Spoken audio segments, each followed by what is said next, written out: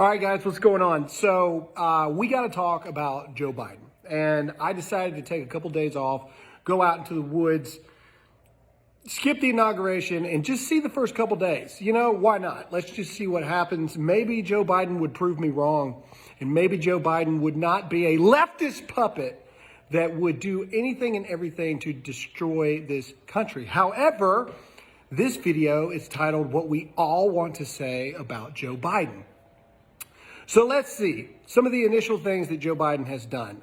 His first 3 days in office, he was on track to be the single most job-killing president in history, averaging about 1,000 jobs destroyed per day. So first of all, let's talk about his decisions on the economy. Let's talk about $15 an hour, okay?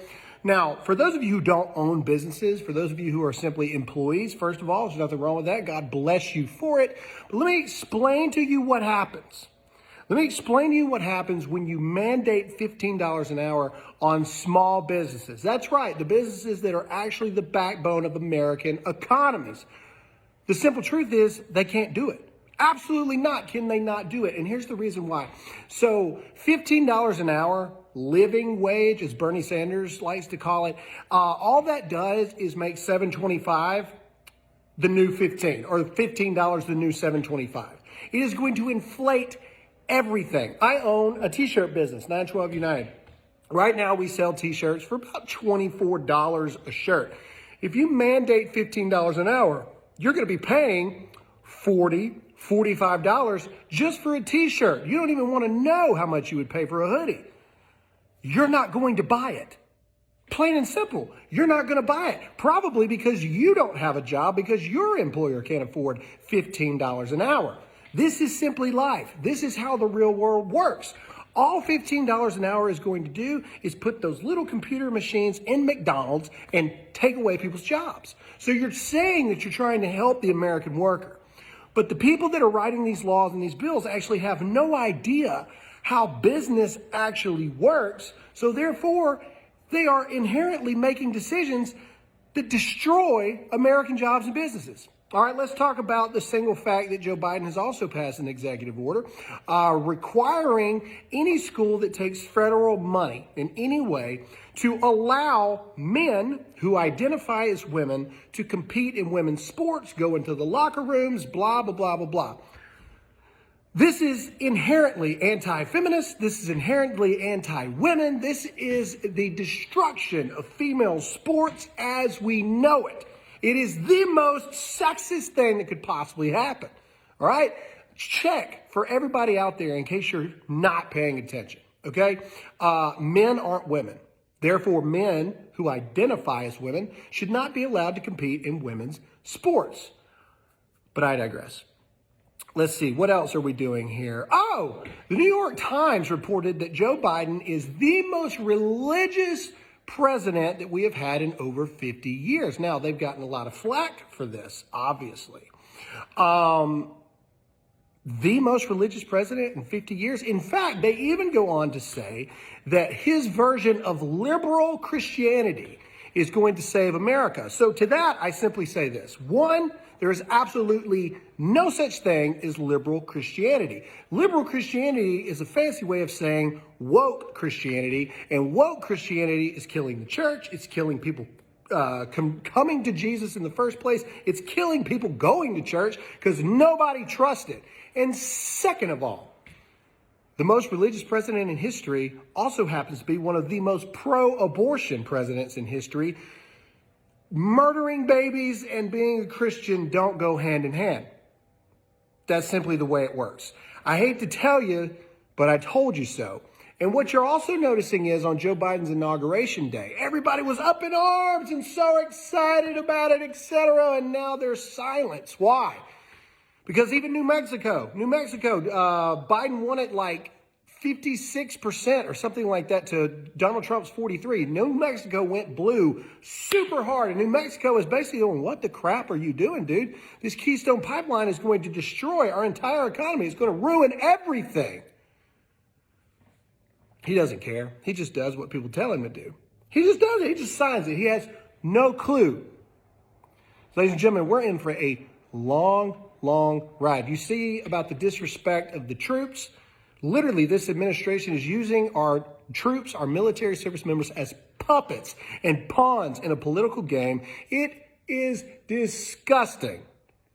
Last but not least, I want to talk about, and this is the most important part, the hypocrisy. Yes, the hypocrisy, not the hypocrisy, the hypocrisy.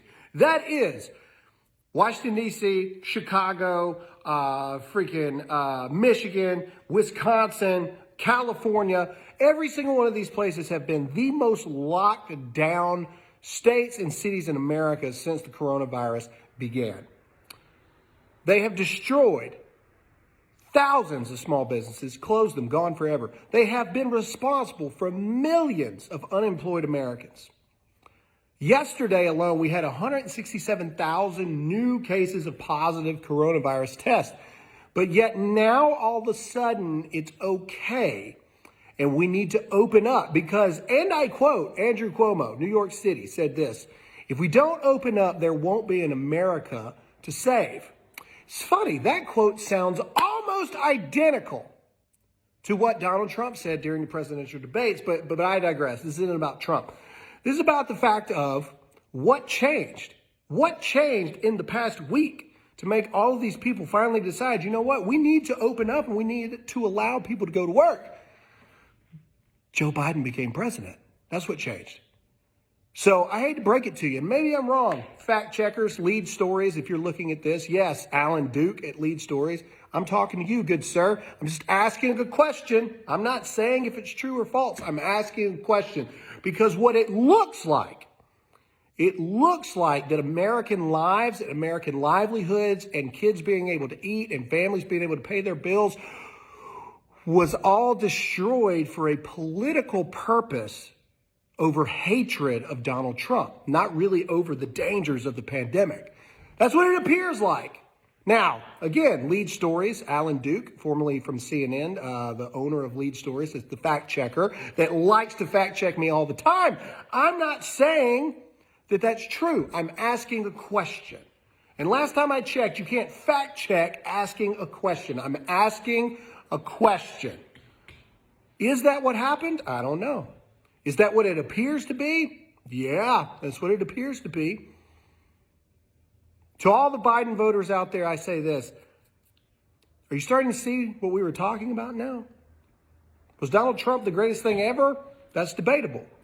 Was Joe Biden the absolute worst pick for president ever? Absolutely. And then one last interesting thing. And again, I don't know the context, Lead Stories, Alan Duke, all of you guys. I don't know the context of this. I'm just throwing it out there. The Rasmussen exit and intro poll has Joe Biden's intro poll lower than Donald Trump's exit poll. Don't you find that kind of weird? I do. I think it's super shocking. The next 4 years are going to be insane, guys. Joe Biden has issued more executive orders than any president since Obama, Trump, Clinton, Bush. I think Obama did 8. Trump did 4. Bush, Clinton both did 2 executive orders. Biden is doing like over 30 and still going. This week he has plans to do so many more to circumvent Congress. Crazy stuff, man. We're in for a crazy ride. You need to share this video because I don't know, Facebook's probably going to kill it. But God bless you guys. We'll see.